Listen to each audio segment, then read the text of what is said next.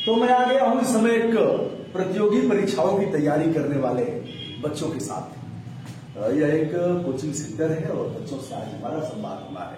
बच्चे पता नहीं क्या क्या सवाल करेंगे, मुझे नहीं पता। और जो कोचिंग के संचालक हैं और जो इसके प्रस्तोता हैं आनंद सर हैं, हमारे अच्छे मित्र हैं। और आनंद जी का यह व्हाइट बोर्ड आप देख रहे हैं। तुगलक वंश 1320 से 1414 ईस्वी इन्होंने लिख रखा है और फिर यह पढ़ा रहे थे। इस बीच हमारा आना हुआ और बच्चों ने कुछ सवाल करने के लिए ठान लिया है, तो हम इनसे बात भी करेंगे कि कोचिंग का संचालन लॉकडाउन में काफी प्रभावित रहा है। बच्चों ने घर से पढ़ाई किया है, अब सोशल डिस्टेंसिंग का पालन करते हुए बच्चे पढ़ रहे हैं। यद्यपि नियम का पालन भी नहीं किया है, बच्चों ने भी परहेज किया है और लोग बोलते रहते हैं, लेकिन पता नहीं क्या है। हो सकता है संजोग से बचा हूं, लेकिन बिहार और कहां कहां घूमना हुआ। मोटा मोटा यह है कि डस्ट से बचना है, मौसम का परिवर्तन हो रहा है उससे भी बचना है। सबसे अधिक तो एलर्जी धूल से होती है और सड़कों पर धूल मिलेगी। फिर यह सब चीजें अगर ध्यान दिया जाए तो इस वायरस से बचा जा सकता है। जुकाम खांसी का ही एक बदला हुआ रूप है जो मोटा मोटा मैं जानता हूं। तो अब यह लोग सवाल करेंगे। आज किस चीज का क्लास चल रहा था? अकबर बहुत चालू राजा था, इससे कौन कौन लोग सहमत है? लपेट लपेट के लोग ऐसे लिख देते हैं चालू।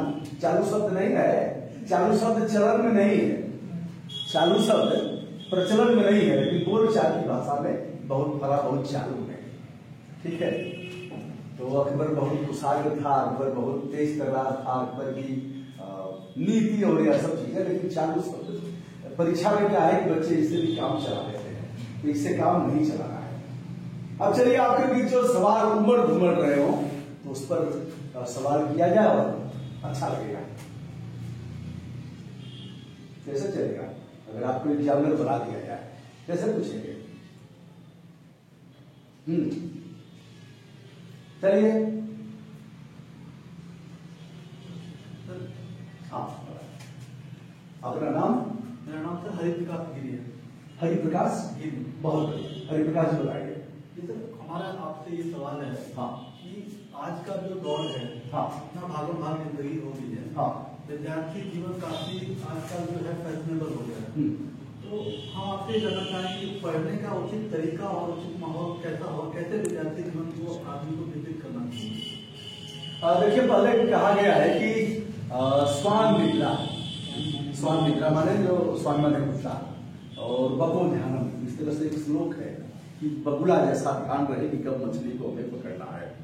तो इस तरह से अल्पाहारी गृह त्यागी विद्यार्थिना पंच लक्षणम, इस तरह से आप लोग इसको पढ़ लीजिएगा। आज के समय में भी बहुत कारगर है। किंतु हमारा जो सुनिश्चित मत है वो यह है कि जो ठीक से नहीं सोएगा वो उजर नहीं पाएगा। सोना भी अनिवार्य है और गहरी नींद देना है हमें, लेकिन ऐसे नहीं सोना है कि सोते ही रह जाए। टाइम टेबल बना लेना है, पढ़ना, इसको अक्षरशः रटना नहीं है। जैसे लिखा है कि राजधानी परिवर्तन की योजना, अब इसको आप दूसरे शब्दों में कह सकते हैं, कैसे किया राजधानी का परिवर्तन, कहां कहां बनाया राजधानी। ठीक है, इस तरह से अपने शब्दों में इसको, गृह योजना भी असफल रही मोहम्मद बिन तुगलक की गृह योजना। ऐसे जैसे तोड़ मरोड़ करके वहां से उठाया, वहां पटक दिया, वहां से ऐसे करके, तो ऐसे आपको कर सकते हैं। तो रटने से अच्छा है कि उसको समझा जाए, समझ करके अपने नोट तैयार किया जाए। सर जी जो पढ़ा रहे हैं वो एक विषय है, दूसरा विषय, उसको हम कई तरह से अपना नोट तैयार करेंगे, टाइम टेबल बनाएंगे। भोर का समय पढ़ने के लिए उपयुक्त होता है, लेकिन भोर में नींद भी अच्छी आती है, तो आप तय कर दीजिए जो भी, लेकिन कम से कम 7 घंटा सोने की अनिवार्यता है। 6 घंटा 5 घंटा में भी काम चलाया जा सकता है, किंतु 5 घंटे से कम नहीं। अगला,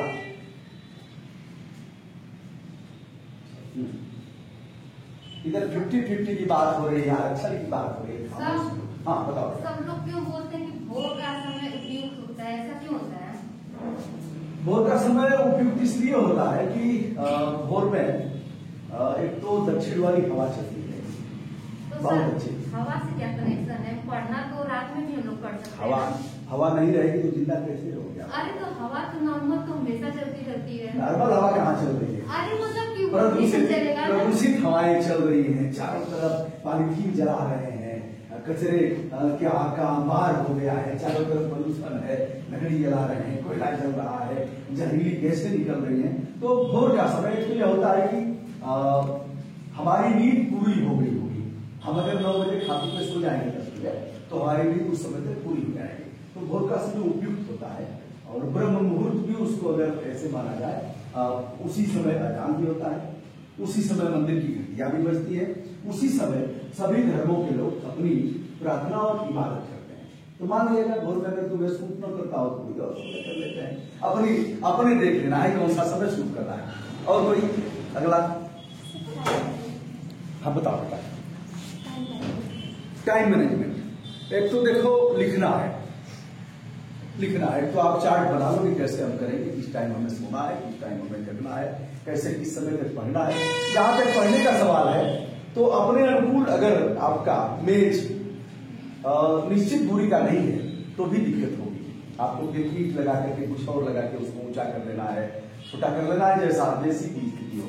जैसे यहाँ बहुत लटकना भी नहीं है, अगर यहाँ पढ़ाई करना है तो इसका भी मानक है, उस मानक के आधार पर हमें रखना पड़ेगा।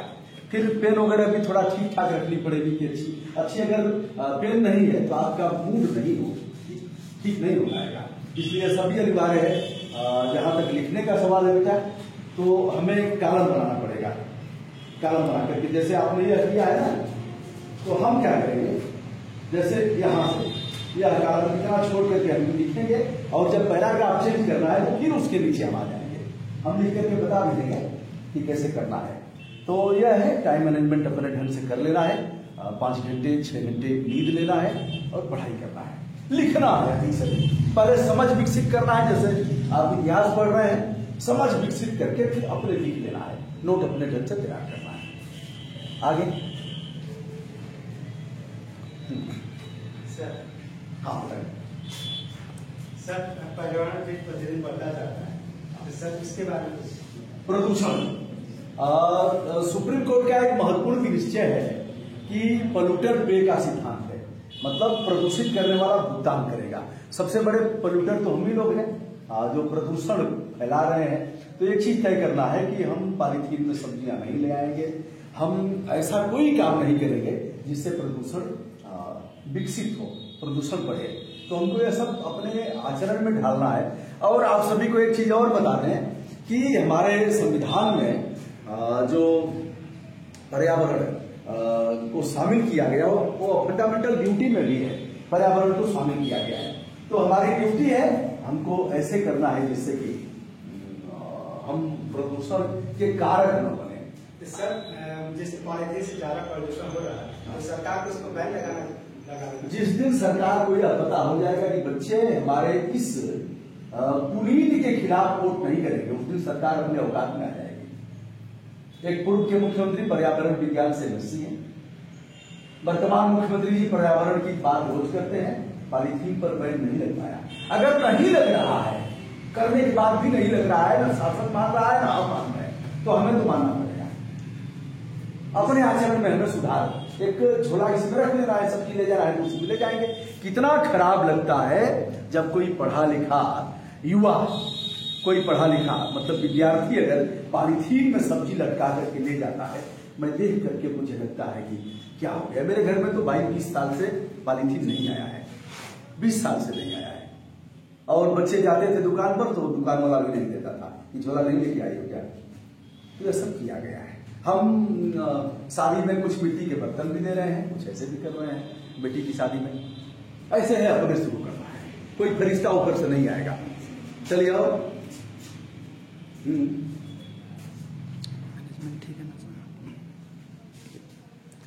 किसी को कुछ?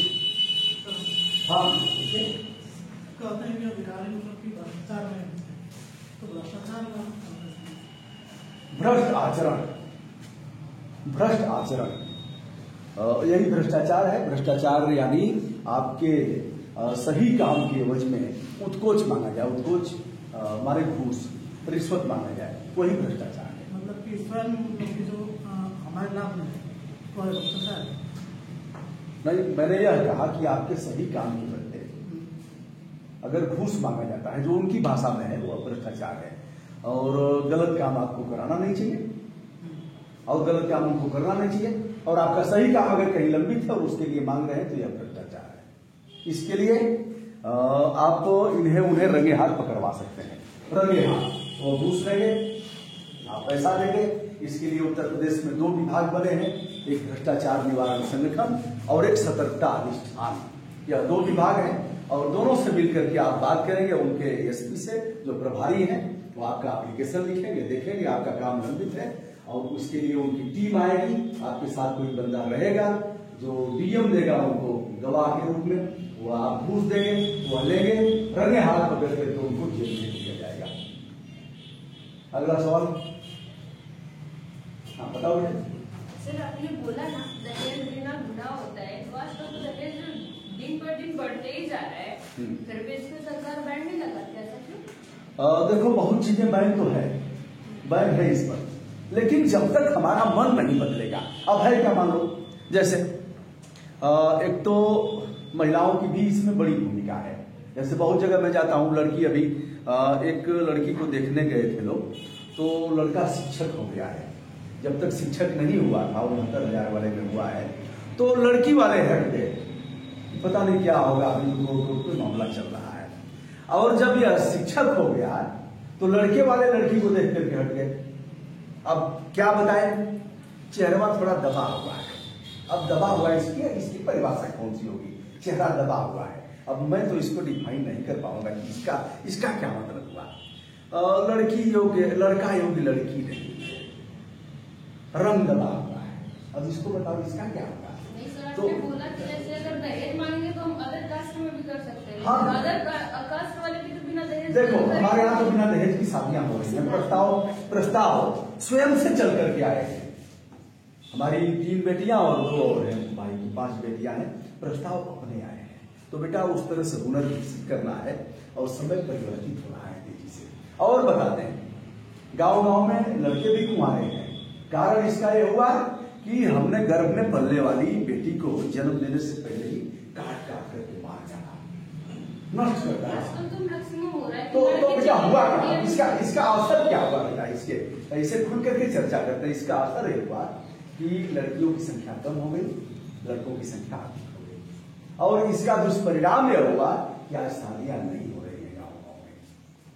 तो कुल मिलाकर के अपने रोकना है और यह सब रुकेगा, सरकार नहीं रोकेगी। सरकार की क्या औकात नहीं रोकेगी, सरकार कानून बना देगी। रोकना तो हमको आपको है, हमें तय कर लेना है कि किसी दहेज लोभी के घर हम शादी नहीं करेंगे। बेटा बता रहा हूँ, कान पकड़ के 1 रुपया नहीं दूंगा, मैं दे रहा हूँ। ठीक है, गिफ्ट अपने सब देते हैं, कुछ अन्न, कुछ वस्त्र, कुछ द्रव्य, कुछ ठीक है, जो सब देते हैं, हम भी देंगे जो भी यथासंभव हो सकेगा, लेकिन दहेज को नहीं देंगे। ऐसे कर रहा हूँ, गंगा के किनारे कर रहा हूँ, नहीं देना है। और किसी दहेज लोभी के घर शादी नहीं करना है, तो रोकना हमको है। कोई फरिश्ता ऊपर से रोकने के लिए नहीं आएगा। अगला सवाल सर, 26 नवंबर है संविधान दिवस, इसके बारे में सर देखिए, संविधान में बहुत से लोग कहते हैं संविधान बदलना चाहिए, समय समय पर संविधान में संशोधन भी हुए हैं, जिसे आप लोग पढ़ते हैं। बहुत अच्छा सवाल आपने रेज किया है। संविधान की 2-3 चीजों पर हम प्रकाश डालेंगे मोटा मोटा। पहला तो यह है कि फंडामेंटल राइट, हमारे मौलिक अधिकार क्या है। मौलिक अधिकार में भी सवाल आया, निःशुल्क और अनिवार्य शिक्षा का अधिकार अधिनियम 2009, क्या? चलिए एक बार इसको फिर से पढ़ लेना है। यह है संविधान में इसको शामिल किया गया। संविधान में राइट टू फूड है, क्या है? राइट टू फूड, आहार पाने का अधिकार, भोजन का अधिकार, और इसी के आधार पर मिड डे मील यानी दोपहर का जो पका पकाया भोजन है वो मिलता है। इस याद करना होते हुए हम यह कहना चाहेंगे कि जो वाद और अभिव्यक्ति की स्वतंत्रता का अधिकार है, जिस पर हमारा चैनल है ब्रजभूषण मार्कंडेय है, यह संविधान सम्मत है। हमसे नोटिस जारी करके अधिकारी ने पूछा कि किस अधिकार पर आप कर रहे हैं? हमने कहा बेटा यह संविधान में अनुच्छेद 19(1) वाद और अभिव्यक्ति की स्वतंत्रता का अधिकार है, और इसमें हमें अधिकार दिया गया है कि हम अपनी बातें संप्रेषित करेंगे। और भी जो भी था हमारे पास तो हमने बता दिया, हमने कहा कि मुझे रोका नहीं जा सकता। हाँ, अगर हमारे इस कृत्य से कहीं राष्ट्र की एकता, अखंडता और कहीं सांप्रदायिक तनाव होता है, कहीं शांति भंग होती है, तो आप उसके लिए कर सकते हो, ऐसे कौन रोकेगा आपको। तो एक तो हमें ड्यूटी, जो फंडामेंटल ड्यूटी है उसको तैयार करना है। एक पन्ने का है बेटा, बहुत नहीं है, एक पन्ने का है कि हमारे कर्तव्य क्या है, मौलिक कर्तव्य, नागरिक कर्तव्य क्या है। नागरिक कर्तव्य में यह चीजें शामिल की गई है कि हमारी ड्यूटी क्या है। ठीक है, अगला कुछ। आनंद जी खामोश है। हाँ, अभी कुछ दिन पहले एक न्यूज में था कि जो है गोवा की कुछ हरी भरी जगहों पे कुछ सरकार का निर्माण कार्य होने वाला था। सर, ये विषय मुझे ऐसा लगा कि बहुत दबा सा था और लोगों को इस विषय में, बहुत लोगों को है कि ऐसा पता ही नहीं कि आखिर कितना बड़ा निर्माण कार्य है और इतनी ज्यादा पेड़ की कटाव होगी तो उसका पर्यावरण पे तो बहुत ही ज्यादा असर होगा। बहुत अच्छा सवाल किया है। बैठिए, जब यह राष्ट्रीय राजमार्ग 29 का निर्माण हो रहा था, 4 लेन बन रहा था, जो आपकी सड़क है, तो हम लोगों ने प्रधानमंत्री जी को लिख करके दिया और प्रदेश के मुख्यमंत्री जी को कि पेड़ों को मत काटिए। जो 30-40 साल के वृक्ष हैं उन्हें वो मशीनें आती है, ऐसे करेंगी और ऐसे करके उठाएंगे और उतने ही आकार का गड्ढा उधर बना रहेगा, उसमें ऐसे उठा करके और ऐसे प्रोगी कर देंगे। तो हमने कहा कि काम मत करिए, बहुत महंगी मशीनें नहीं है।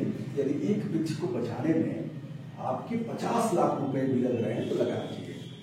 एक बेटा पैदा करके, एक बच्चे को पैदा करके 20 साल तक जवान बनाना आसान है, लेकिन एक पौधे को रोपित करके उसे जवानी तक की दहलीज पर पहुंचाना काफी मुश्किल काम है। अब धीरे धीरे इनका विवेक जागृत होगा।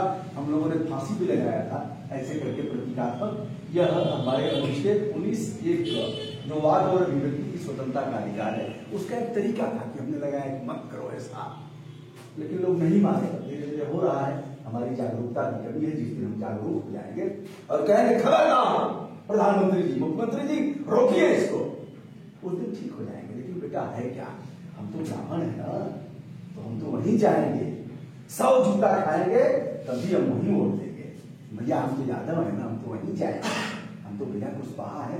जिस दिन बेटा ये चीजें खत्म हो जाएंगी और आप सभी स्टूडेंट जिस दिन हो जाओगे, छात्र हो जाओगे और राष्ट्रीय हित के प्रति समर्पण हो जाएगा, उस दिन चाहे सीएम हो, चाहे पीएम हो, चाहे बिहार का हो, चाहे बंगाल का हो, चाहे राजस्थान का हो, चाहे मध्य प्रदेश का हो, उनका दिमाग ठीक हो जाएगा। इसी की जरूरत है। बहुत सही सवाल आपने किया। कई जगह पेड़ कटते हैं, हम तो वही अपनी गर्दन में अपने गाड़ी के पास पेड़ कटना बंद हो गया। पहले 100 नंबर, 112 नंबर संबंधित को फोन किया, ऐसे तमाम जगह। और बता रहा हूं, बिटिया हमारी वैवाहिक दाम्पत्य सूत्र बंधन में बंधने के बाद जब जाएगी तो 2 पौधे लगा करके, वर वधू दोनों उसी लिबास में 2 पौधे वहां लगा करके तब अपने दाम्पत्य जीवन की शुरुआत करेंगे। कहीं त्रयोदशा में हम जाते हैं तो वहां भी पूछ लेते हैं भैया आपके यहाँ कितनी जगह है, जगह कम है तो तुलसी का पौधा लेके जाएंगे जो ऑक्सीजन देगा, जगह अधिक है तो वहाँ आम, नीम, जो भी होगा, अशोक, पीपल, पाकड़, बरगद ऐसे भी लेकर के जाएंगे, बेल लेके जाएंगे, आवड़ा लेके जाएंगे और करते हैं। जन्मदिन पर भी हम लोग ऐसे करते हैं। तो 16 संस्कार है। 16 संस्कार हिंदू धर्मों में, ऐसे ही अनेकानेक धर्मों में, और हर धर्म में पर्यावरण की बात कहा है, हर धर्म। तो सभी धर्मों में है, सभी में दरख्त का महत्व है, वृक्ष का महत्व है, तो ऐसे करना है। सभी संस्कारों पर इसको शामिल करना है। ठीक, तो मुझे लग रहा है कि वीडियो लंबा हो रहा है और इनके क्वेश्चन। हाँ सर, इस शहर कचरा जो ऐसा नहीं हो से गाँव में जा रहा है, इस पर क्या एक बार फिर से क्वेश्चन? सर, जो शहर कचरा है वो हमारे गाँव की तरफ जा रहा है, इससे इस पर सभी ग्राम प्रधान जिलाधिकारी को विचार करना चाहिए। इस पर क्या होगा? और शहर में कचरा पैदा ना हो और गांव में भी कचरा पैदा ना हो, नहीं सर, और कचरे से हम ऊपर उठ जाए, या नहीं मानेंगे। आप देख लो जमानिया वाले सड़क पर कितनी बार खड़ा होकर के किया हूँ, न शर्म डीएम को है न शर्म सीडीओ को है। मैं कड़ी बात कर रहा हूँ और इससे कड़ी बात मैं वीडियो में भी कहा हूँ। शर्म नहीं है। जनप्रतिनिधि को क्या मतलब साहब, उनको पता है कि रिपोर्ट तो हमें जात के आधार पर बेटा पहले काम कि हम पॉलीथीन बंद करते हैं। 30% कचरा तो पॉलीथीन से पैदा होता है। लिखा पढ़ी कर लिया, 1076 पर कर लिया, ठीक है। इस प्रकार ग्राम प्रधान करना चाहिए ना। ग्राम प्रधान क्या करेगा? उसको खाएगा कचरा को, क्या करेगा बताओ? कैसे उसको कैसे वो दरख्त करेगा? तो अपने करना है, टोका टाकी करना है, एक हथियार है टोका टाकी करना, हस्तक्षेप करना। मुझे लग रहा है कि इधर इस वाले रोड पर आप कर रहे हो जो हाँ, मैंने वहां भी किया है, दोनों बार किया है। शर्म नहीं आई? स्कूल वाले क्या कर रहे हैं? तो लोग सुनाई करेंगे, कुछ नहीं करेंगे। एक दिन बच्चे नहीं ललका सकते हैं, बंद करो, मास्क लगा के नहीं कर सकते हैं। तो एक चीज ये है कि हमें स्वयं से शुरुआत करना है, और यह लोग नहीं करेंगे। इस पर याचिकाएं हो सकती हैं, नेशनल ग्रीन ट्रिब्यूनल में भेजा जा सकता है, उच्च न्यायालय को संदर्भित किया जाता है, 226 के तहत किया जा सकता है। इसको आप लोग अगर नहीं पढ़े होंगे तो आगे पढ़ेंगे। जनहित याचिकाएं 226 के तहत की जाती हैं, और 32 के तहत सर्वोच्च न्यायालय में लोकहितवाद यानी जनहित याचिकाएं की जाएंगी। मुझे लग रहा है आज हमारे छायाकार एक छात्र हैं, अगर कुछ उमड़ घुमड़ रहा हो तो आप भी पूछेंगे। हाँ सर, सवाल ये है कि मतलब गाजीपुर के विकास के लिए, मतलब गाजीपुर की अभियान योजना के लिए सर आपका क्या मतलब क्या कुछ है आपके पास कोई तरीका या कोई योजना, उसके बारे में बताइए। जैसे योजनाएं तो सरकारी चल रही हैं, बहुत सारी योजनाएं हैं सरकारी। मैं जिला पंचायत में था तो 45 विभाग जिला योजना में थे, तो जिला योजना का मैं मेंबर था। 45 विभाग बारी बारी एक एक विभाग को बताया जाता था। तो जो योजनाएं चल रही हैं उनका क्रियान्वयन हम ठीक से कराएंगे। वो योजनाएं सब ठीक हैं, उनका क्रियान्वयन हम कराएंगे। अगर नहीं होता है तो हम लिखा पढ़ी करेंगे, टोका टाकी करेंगे, हस्तक्षेप करेंगे, हम अपनी ड्यूटी का पालन करेंगे। और सर दूसरा क्वेश्चन सबसे अहम था कि एक ने सवाल आपने किया था कि लड़कियों की भ्रूण हत्या हो रही है, और जिससे गांव के लड़के कुंवारे रह जा रहे हैं। लेकिन सर इस सर्वे में जिसमें एक्सीडेंट होते हैं रास्ते में, उसमें युवाओं की संख्या यानी 19 से लेकर 25 साल की युवाओं की संख्या सबसे अधिक है। और जब कोई बच्चे जन्म लेते हैं तो एक औसत अनुमान माना जाता है 937 और 1000 लड़के। लेकिन जब वो 25 वर्ष की अवस्था तक आते हैं, क्योंकि बचपन में तो शादी होती नहीं है, लेकिन वो उस अवस्था तक आते आते कम से कम 100-200 बच्चे जो युवा में आते हैं तो एक्सीडेंट में मारे जाते हैं, और ऐसा लड़कियों के साथ नहीं होता है। फिर तो संख्या मैनेजमेंट हो जाती है, लेकिन फिर शादी। बहुत बड़ा सवाल किया इन्होंने कि लड़कियां सुरक्षित रह जाती हैं, जो जन्म से पहले ही मार दी गई वो तो भैया ठीक है, लेकिन बाद में वो सुरक्षित रह जाती हैं। वो लड़के 18-19 साल 16 साल के बाद तो बच्चे जो है दुर्घटना में। तो पहला काम यह है, बहुत सही सवाल किया, और यह नवंबर यातायात माह है, यातायात माह। दुर्घटनाएं बहुत होती हैं, और ऐसे में हेलमेट का प्रयोग करना है, जूता पहन करके जाना है, ड्राइविंग लाइसेंस सभी को बनवा लेना है, और नियमों को फॉलो करना है, ठीक करना। हाँ, मैं भूटान में गया था, भूटान में मैंने हार सुना ही नहीं, हार बजता ही नहीं। जेब्रा क्रॉसिंग पर पैदल चलने वाले आ गए तो वाहन रुक जाएंगे, पहले पैदल चलने वाला क्रॉस करेगा, उसके बाद तो फिर वाहन जाएंगे। तो यह बिल्कुल सही सवाल है, लेकिन यह कहकर के संतोष नहीं करना है कि भैया 18-20 साल 22 साल जाते जाते तो बहुत बच्चे मर जाते हैं दुर्घटना में, फिर लड़कियों की संख्या और लड़कों की संख्या। शादी रुक जा रही है, समस्या ये कि आपने कहा कि शादी रुक जा रही है, विधवाओं की संख्या बढ़ रही है, तो आखिर कहीं कहीं लड़की भी तो दबाए जा रहे हैं। देखिए, इसके लिए हमारी ड्यूटी है, हमें को करना है। क्यों एक्सीडेंट करते हो, क्यों मानक से अधिक चलाते हो गाड़ी, क्यों नहीं पालन करते हैं लोग? मैं तो करता हूँ, और बहुत मामले में देखा है। तो यह हमेशा हम लोग करते रहते हैं, इसको भी रोकना है, और इसका दायित्व हमारा है और किसी का नहीं है। तो यह रहा, बच्चों ने अजब गजब सवाल किए। हाँ बताइए, आइए बताइए। जो मतलब आज का युवा पीढ़ी है, जैसे भारतीय संस्कृति को छोड़कर किसी अन्य देश की संस्कृति को अपना लेती है, इससे मतलब हमारे समाज में क्या दुष्प्रभाव पड़ता है? भारतीय संस्कृति जो अच्छा है उसको अपनाना है, जो खराब है उसको छोड़ देना है। विदेश में कुछ अच्छा है तो उसको भी अपनाना है, और हमें व्यापक रहना है। हम किसी देश में थोड़े ही रहेंगे, हम घूमेंगे, यूरोप जाएंगे, और तमाम देशों में हम बांग्लादेश भी जाएंगे, श्रीलंका भी जाएंगे, पाकिस्तान भी जाएंगे, हम खाड़ी के देशों में भी जाएंगे, जहां जहां अच्छा रहेगा। अब देखो दुबई है, दुबई हरियाली के नाम पर पैसा कमाता है, तो दुबई से हम हरियाली सीखेंगे, हम भूटान से यातायात के नियमों को सीखेंगे, हम यूरोप के कुछ देशों से सीखेंगे कि महिलाएं जिनके स्तन में दूध नहीं है, जिनको दूध नहीं होता, उनको अन्य महिलाएं दूध पिलाने जाती हैं उनके बच्चों को। हम उससे यह भी सीखेंगे। वहां दूध जाकर के दूध के बैंक है, वह दूध निकालती है रख करके आती हैं और ऐसे कुपोषित बच्चों को दूध पिलाया जाता है। तो यह भारतीय संस्कृति से अच्छा है नहीं है किन्हीं मामलों में। तो हमको भैया व्यापक दृष्टिकोण रखना, यह नहीं कि हम बस इतने में ही भैया ये हमारी संस्कृति है, ये हमारा मानक है, लोगों क्या कहेंगे, लोग क्या कहेंगे, जिसको जो कहना होगा कहेगा, मुझे तो करना है तो करना है, यह बात। तो जहां जहां से अच्छा मिलेगा वहां से ग्रहण करेंगे, ठीक है। हाँ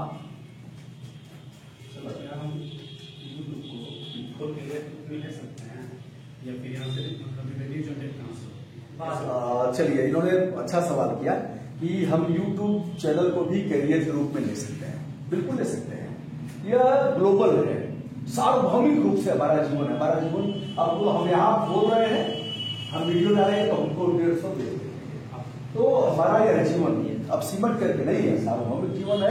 तो इसे भी ले सकते हैं जिसके पास, अगर आपके पास अच्छा, किसी को अच्छा नृत्य आता है, किसी को अच्छा गाना आता है, किसी को मैथ पढ़ाना अच्छा आता है, किसी को इंग्लिश पढ़ाना अच्छा आता है, किसी को डिजाइन बनाना अच्छा आता है, किसी को और किसी मामले में है, कोई स्वदेशी अच्छा जानता है। हमने तमाम वीडियो ऐसे किए हैं, तो उसको किया जा सकता है, कोई दिक्कत नहीं। तो मेरे समझ से 25 मिनट का वीडियो हो गया आज के दिन, इतना ही। आपके प्रश्न अच्छे लगे और यथोचित उत्तर जो भी बन पड़ा उसे हमने देने का प्रयास किया। हमारी संपूर्ण शुभकामनाएं आप सभी के लिए और आनंद जी के लिए, मंगल कामना। धन्यवाद।